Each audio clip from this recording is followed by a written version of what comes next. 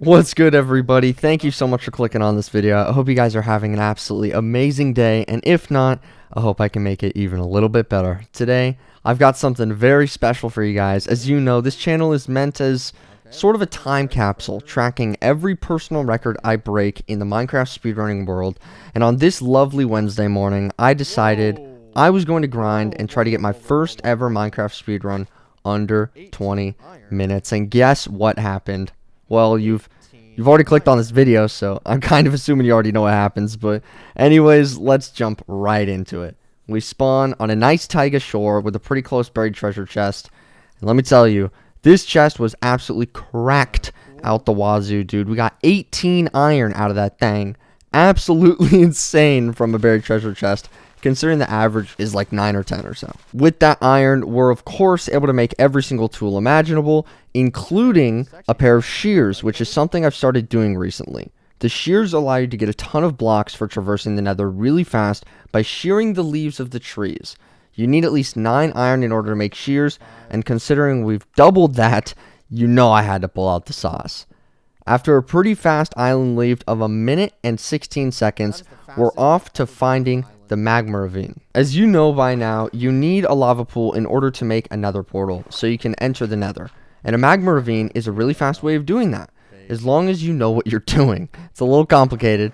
It unfortunately takes over 1 minute to find the magma ravine for us, wasting a little bit of time, but it's alright because we're still able to enter the nether rather quickly for me at 2 minutes and 58 seconds. My average nether enter right now is right around 3 minutes and 30 seconds, so if we got a closer magma ravine, we could have potentially entered sub 2 minutes, which would have been one of the fastest enters I've ever gotten. After doing some classic E-rang, we're able to locate the Bastion rather quickly in the nether here. At first, I saw it was through a wall, and that kind of worried me because sometimes that can mean that the Bastion is stuck inside of a wall. You'd think the Bastions wouldn't be able to spawn in the walls, but no. You see, Bastions and fortresses actually are required to only have 1 or more blocks exposed to air, which is why you might randomly see one singular piece of blackstone sticking out of a wall, because that's a Bastion.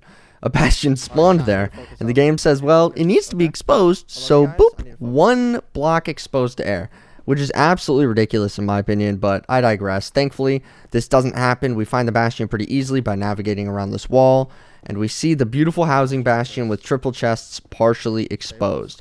It's still a little bit in the wall, but it's not that big of a deal. We got into the Bastion at 3 minutes and 35 seconds, which is insanely good pace for me. Even though this Bastion is kind of in the wall, it's a housing Bastion. And with a housing Bastion in particular, there are 2 main routes.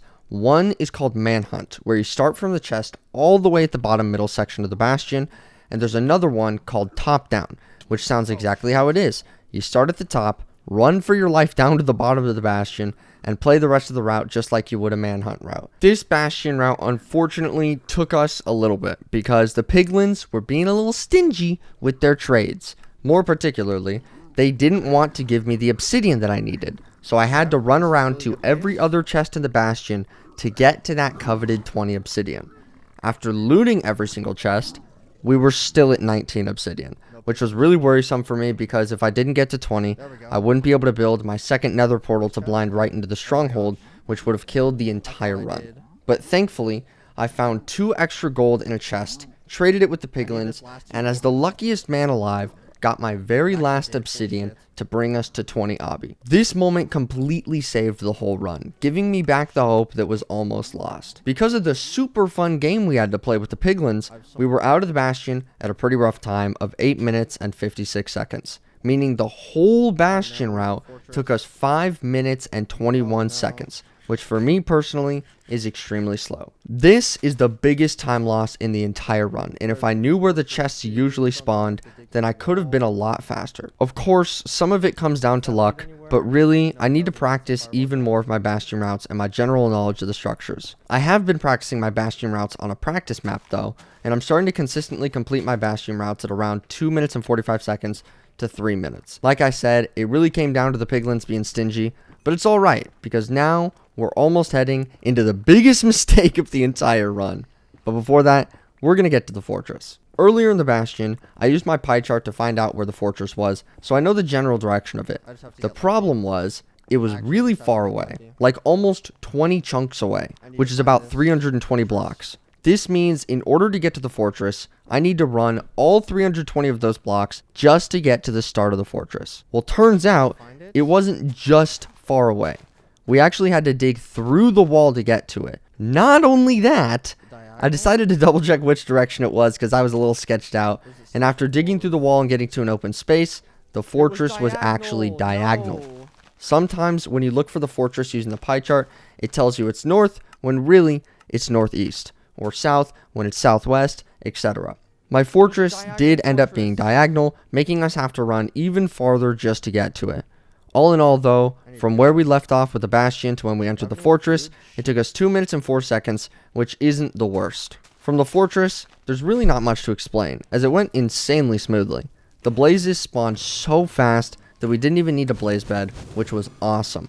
We went 6 for 10 on blaze rod drops, meaning we killed 10 blazes in total and 6 of them dropped their blaze rods, which is above average rates. They typically have a 50% chance to spawn, so going 6 for 10 is honestly pretty good, especially with how fast they were spawning from the spawner. After making our portal, we're heading to the overworld to measure our Eye of Ender to find the location of the stronghold at 12 minutes and 35 seconds, only spending a minute and 35 seconds total in the Bastion, which is an insane split compared to literally every other run I've ever completed. Getting back to the overworld at 12:35, pretty good pace, especially for a sub 20. Now comes the biggest mistake of the entire run. You might notice a little problem right about now.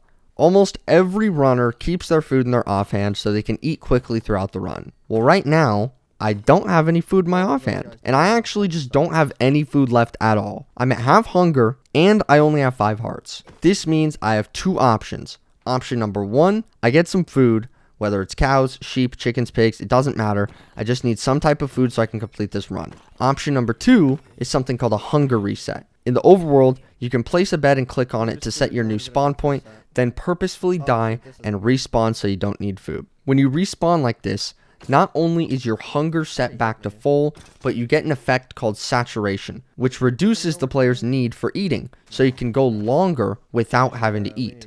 This is huge in a speed run because if you're low on food, you can just death reset really quickly at the stronghold, sprint into the end, and you're completely fine. I haven't really practiced this that much, so I made the misplay of hunger resetting and killing some zombies for rotten flesh, which wasted a whole 2 minutes and 44 seconds. Getting back into the Nether at 15 minutes and 19 seconds, we don't have any more time to waste if we want to beat the game in under 20 minutes. So after getting the coordinates of the stronghold using my stronghold calculator, I absolutely book it. I spying into the stronghold in under 2 minutes, which was really good. The terrain was pretty nice. The stronghold was absolutely beautiful. There was just a little secret passageway in the right wall and a straight shot to the portal room. We were only in the stronghold for 36 seconds in total. Easily the fastest stronghold navigation I've ever had in my life. And being prepared, I already crafted all my beds when I was in the fortress, so now it's just a matter of getting into the end and hitting the 1 cycle. This 1 cycle was a little scuffed because I exploded my 4th bed too late, causing the dragon to turn diagonally, but besides that, I'll let the reaction play out. Oh, it perched low.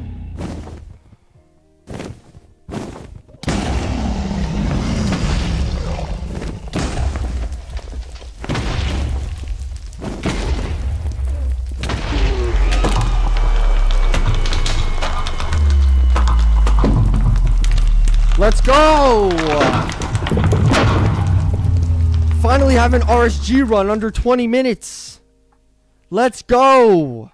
A little disclaimer really quick. The Minecraft speedrunning group I'm now a part of, NNG, are going to be hosting something called BTRL, or Break the Record Live. In this event, we are all going to be speedrunning our hearts out trying to beat Minecraft as fast as we possibly can. We have 1 week of time to try and do this, but the catch is, it only counts if you're streaming. So if you want to see me smash my personal best live on stream, click the Twitch or TikTok link in the description and drop a follow so you don't miss it. Thank you so much for watching the video. I hope you enjoyed my first ever sub 20 Minecraft speedrun.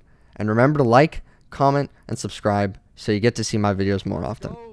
I'll catch you guys live or in the next one. See ya.